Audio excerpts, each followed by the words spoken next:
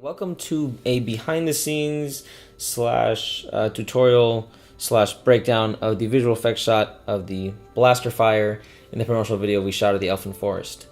I'm going to kind of go through the process as quickly as I can while still being informational. We paid a lot of attention to the blasters that were used, the blaster effects that were used in Force Awakens and Rogue One, because we want our blasters to have that similar feel. Even though this takes place in the time of Return of the Jedi. So the first thing I did after dropping the footage in was creating a null object and tracking the camera so that our ground hits stay tracked to the ground when the camera moves.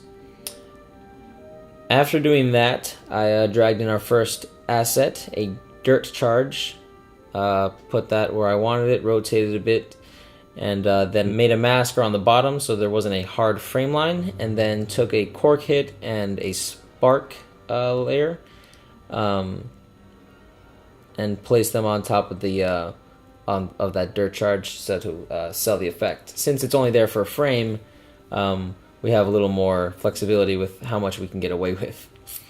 The next thing I did was take a dust blowout asset and put that on top of everything. Just to add a little bit of atmosphere and just to hide some of the inconsistencies and the imperfections. Try to make it feel real and give it that energy as well of that forward motion from the laser fire. Then I took a muzzle flare, rotated it, masked it, and resized it so I could fit it on the muzzle. Shocking.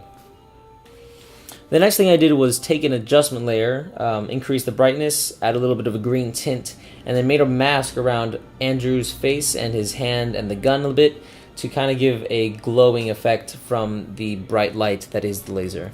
After that, I made a green solid, masked a circle, and then put that above the muzzle flare for a muzzle glow. Then I did a little color correction, put some green in the muzzle flare, and then darkened the ground hits so that they match our footage. After that, I made a new solid and put the optical flares plugin on it. Chose a flare that I thought looked cool but wasn't overdoing it, and then tinted it green and put it right over the muzzle, and then increased the brightness for the one frame it's there, and then cut it out. The last thing I did was the actual laser itself. You don't see it for that long because it's just a frame, but I decided to throw it in there anyway just in case. I made a new layer, added the Saber plugin again from Video Copilot onto it, chose the hardcore preset, and then positioned it where it needed to go between the muzzle and the ground. And that just about concludes this little breakdown tutorial. I hope you enjoyed it.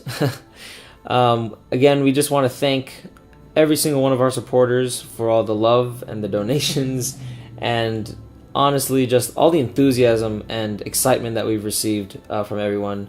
We are incredibly excited, a little nervous to shoot this, and we just want to make these videos to show you that we are working hard to make this as accurate and as cool as possible. So thank you again, and until next time, we'll see you later.